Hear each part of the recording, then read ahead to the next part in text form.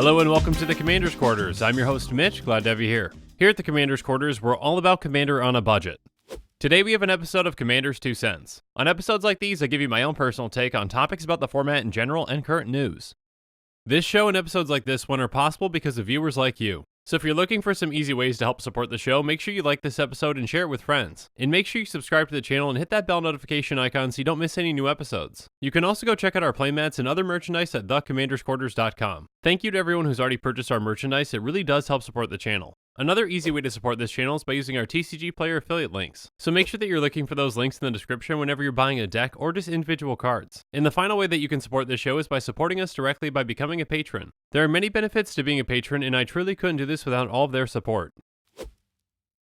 On today's episode, we're going to go over the most hated cards in Commander. There are many different reasons why a card might be hated, and we're going to tackle a lot of them. So for this list, I'll be using EDHREC's top 100 saltiest cards. A little while back, they did a poll and ranked cards on a salt scale. The scale that they use is the salt score, which goes from 0 to 4. The higher the number is, the more salty the card makes people. Now for some people, being salty about a card might not be the exact same thing as hating it, but it's pretty much the same thing, so just stick with me here. Anyways, I'm going to break these cards down into buckets of why people hate the cards. So the first bucket is, don't mess with lands. There's essentially an unwritten rule in Commander that you don't touch other people's lands. So cards that break that rule in a big way are very high on that salt scale. So first up, we've got Armageddon and Ravages of War, which both do the exact same thing. They destroy all lands. Armageddon's actually tied with the highest salt score at 3.07. Ravages of War would be a lot higher, but it's a pretty expensive card, so it doesn't see a lot of play. Blowing up everyone's lands can essentially grind the game to a halt, and it can just be an unfun experience for some people. So in this bucket, we're also including Jokalops, Devastation, and Obliterate. Now, each of these cards destroy more than just lands, but I guarantee if they just destroyed artifacts or creatures, they wouldn't even show up on the salt scale at all. These cards essentially destroy everything and set the game back to the beginning. Some similar cards that can be even more devastating are Decree of Annihilation and Apocalypse. Decree of Annihilation exiles artifacts, creatures, lands, graveyards, and hands from the game. And Apocalypse exiles all permanents and you discard your hand. So both of these cards get around any kind of indestructibility. On top of that, you can even cycle Decree of Annihilation to destroy all lands, so that's very hard to counter. Next up, there's Sunder, which doesn't exactly destroy all lands, but it does return all of them back to their owner's hands. That's essentially the exact same thing though, and you can cast it on instant speed, so it's a very brutal card. And then we've got two enchantments that don't actually destroy lands, but they do mess with what lands can do. Blood Moon says non-basic lands are mountains, and Contamination says if a land is tapped for mana, it produces black instead of any other type and amount. So both of these enchantments can really mess with people being able to fix mana properly. In a lot of circumstances, both of these can shut down all of your opponents while not really affecting you too much. Next up, we've got some circumstantial land destruction with Impending Disaster, Ruination, and Wake of Destruction. Impending Disaster says during your upkeep, if there are 7 or more lands in play, sacrifice Impending Disaster and destroy all lands. So essentially, this is just a 2-mana land destruction spell that you have to wait 1 turn to go off. And then Ruination is going to destroy all non-basic lands, and there are a ton of those used in Commander. And then Wake of Destruction can be a very targeted spell that really punishes one player. It says destroy target land and all lands with the same name as that land. So for example, if you're playing against a mono green deck and they've got a lot of forests, you're going to blow up every single one of their forests. This can essentially shut them out of the game while not affecting you at all. And then we've got two cards that make people sacrifice lands with Deathcloud and Tectonic Break. Now Deathcloud also makes people lose life, discard cards, and sacrifice creatures, but that lands part is really the salty part of it.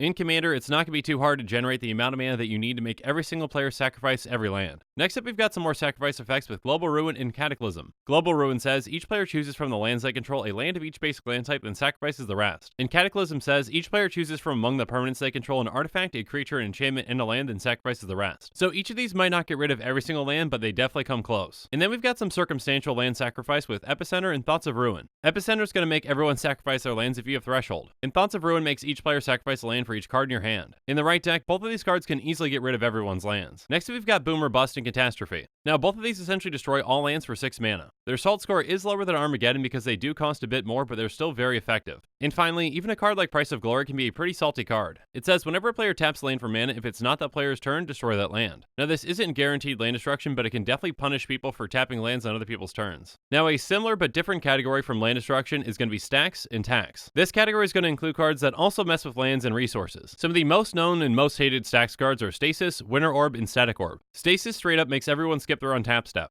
Winter Orb only lets players untap 1 land. And Static Orb only lets players untap 2 permanents in total. Like land destruction, these can really grind games to a halt. Effective resource denial tends to make people salty. Next up, there's Nether Void and Invoke Prejudice, which have big taxing effects. Nether Void says, whenever a player casts a spell, counter it unless that player pays 3. Invoke Prejudice says, whenever an opponent casts a creature spell that doesn't share a color with a creature you control, counter that spell unless that player pays X, where X is its converted mana cost. Now, both of these cards are really expensive, so they don't see too much play. But if they were cheaper, I guarantee that their salt scores would be even higher. And then we've got some more resource denial with Hikori, Back to Basics, and Rising Waters. Each of these essentially prevents players from untapping a lot of their lands. Next up, we've got Smokestack and Possess Portal, which can make everyone sacrifice a lot of permanents throughout the game. Many stack stacks have ways to get around effects like these too, so they can break synergy. And finally, we've got Mana Breach and Land Equilibrium, which can really mess with people's lands. Mana Breach makes players bounce a land back to their hand whenever they cast a spell, and Land Equilibrium essentially prevents players from playing more lands than you. So again, like Mass Land Destruction, stacks and tax effects can really mess with resources. These cards can really slow down games, which makes a lot of players hate them. But outside of resource denial, there are plenty of other ways to make people salty. So let's move on to the next bucket. Don't play with my toys. Losing against someone else's cards is one thing, but losing against your own can be really upsetting. So in this category, the first thing that makes people really upset is when you take their turn. And cards like Mindslaver and Emrakul the Promised End do just that. You get to control that player during their turn, so you can make all the wrong decisions for them. You can cast cards to blow up their own things, you can make them attack into bad situations, you can pretty much destroy their entire setup. Next up, there's Send Triplets, which essentially lets you cast things out of an opponent's hand. Again, this allows you to use their best cards against them and your other opponents too. A final card in this category that can make people really salty is Bribery. It essentially gets you one creature out of any opponent's library and lets you claim it as your own. So for just 5 mana, you're getting one player's best creature and you can beat them down with it. Overall, a lot of players really don't like when you take their things. Our next bucket is kind of similar. It's not about you taking their things, it's about you getting an extra thing. So let's go through some of those cards in the next bucket. Stop cutting in line. When you're taking an extra turn, you're not technically taking anything away from someone, but you are cutting ahead of them.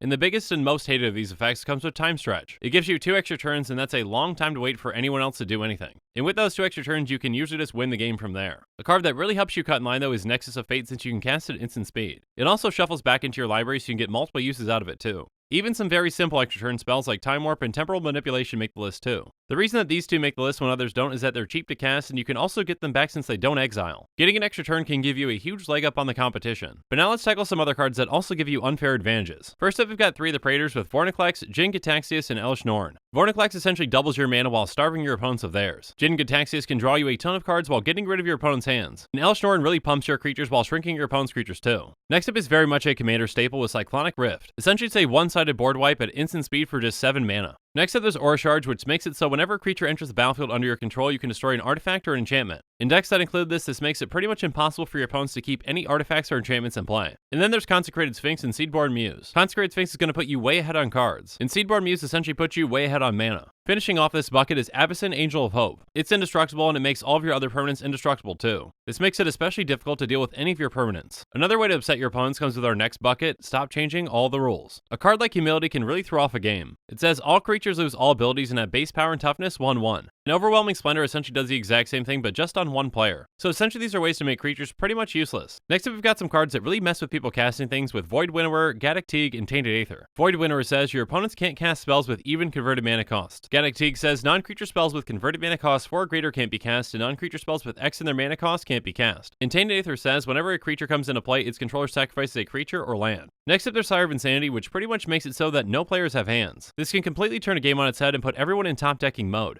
And finally, there's Torpor, which stops ETBs, and Linvala, which stops activated abilities. Some decks really revolve around those things, so these can really shut them down completely. Our next bucket is somewhat similar, and it can really mess with a game. And that bucket is Chaos is too chaotic. Many players hate when a game is completely turned on its head, and Chaos cards do exactly that. Cards like Thieves' Auction and Scrambleverse essentially move around everyone's permanents. These cards can really throw everything off and can essentially make winning something that happens by chance. Another card that really does that is Warp World. This Chaos card can especially be hated because it can take so long to resolve. And again, many players don't enjoy that kind of randomness that determines the outcome of a game. Some players also don't enjoy that when someone has an advantage because they've got money. So let's move on to our next bucket, Buying Your Wins. Now the cards in this list do have very different prices. Each of them though are extremely powerful cards and command a price that is nowhere near budget. And if it wasn't for their price, they would be seeing a lot more play than they already do. First up, we've got some extremely powerful but very expensive lands with the Tabernacle at Pendrell Vale and Gaia's Cradle. Tabernacle is especially expensive at $2,000, but Gaia's Cradle isn't cheap either at $351. Next up is Mana Drain and Teferi's Protection, which are both very expensive cards and would see play in a lot more decks if it wasn't for their price. Mana Drain is very much a better counterspell, but it costs $82. Teferi's Protection is one of the best white cards out there, and because of that, its price continues to rise, and I don't see that stopping anytime soon.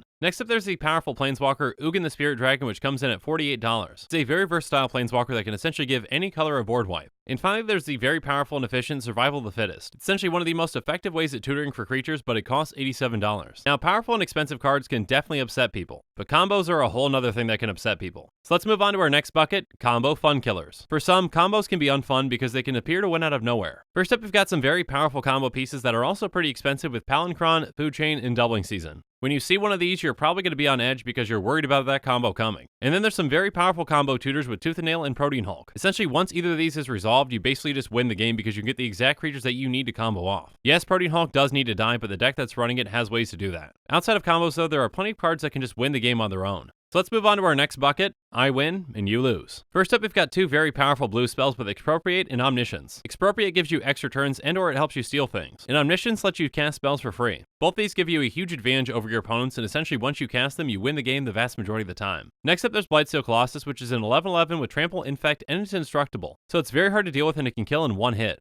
Next up, we've got some common finishers that pump your entire team with Triumph of the Hordes and Craterhoof Behemoth. Like Blightsteel Colossus, Triumph of the Hordes kills with Infect, which some people don't like. And Craterhoof Behemoth is a very powerful card that finishes off a ton of games. And then we've got three of the very powerful Eldrazi Titans. Any of these three can easily finish off a game on their own. Ulamog the Infinite Gyre and Kozilek Butcher of Truth are especially devastating since they have Annihilator 4. And finally, we've got two You Lose cards with Sorin Markov and Magister Sphinx. Each of these can set a player's life total down to 10. So no matter how ahead you are, these are going to set you way back as soon as one of these comes into play. Now, we've gone through a ton of cards already, but there's one card that deserves its own bucket. And the bucket that card fits into is, well, that's just annoying. The card that fits perfectly in this bucket is Rhystic Study. Rhystic Study says, whenever an opponent casts a spell, you may draw a card unless that player pays 1. Because of this, this card is associated with the infamous phrase, "Are you going to pay 1 for that?" When this is in play, you're going to hear that a ton throughout the game. It's a very powerful card and it's great at what it does, but it can be very annoying to play against. Now, cards in the 99 can be annoying to play against, but so can commanders. So it's time for us to move on to our final bucket, Salty Commanders. First up, we've got some stacks to control commanders like Grand Arbiter Augustin IV, Zur the Enchanter, and Derevi Imperial Tactician. These commanders can be associated with decks that make some really long and drawn out games. Some other commanders that many people don't like to play against are Narset, Skithiryx, and Atraxa. Narset can combo off in a very long and drawn out way. Skithiryx kills with Infect, and again, there are people who just don't like Infect. And similarly, Atraxa can kill with Infect, but she's also just a very powerful commander in general. Again, all the cards that we've tackled today make people salty for a wide variety of reasons. So if you're planning on playing some of these, expect that some people might not enjoy it. And you can also expect that the rest of the table might just team up against you and take you out when you do play one of these.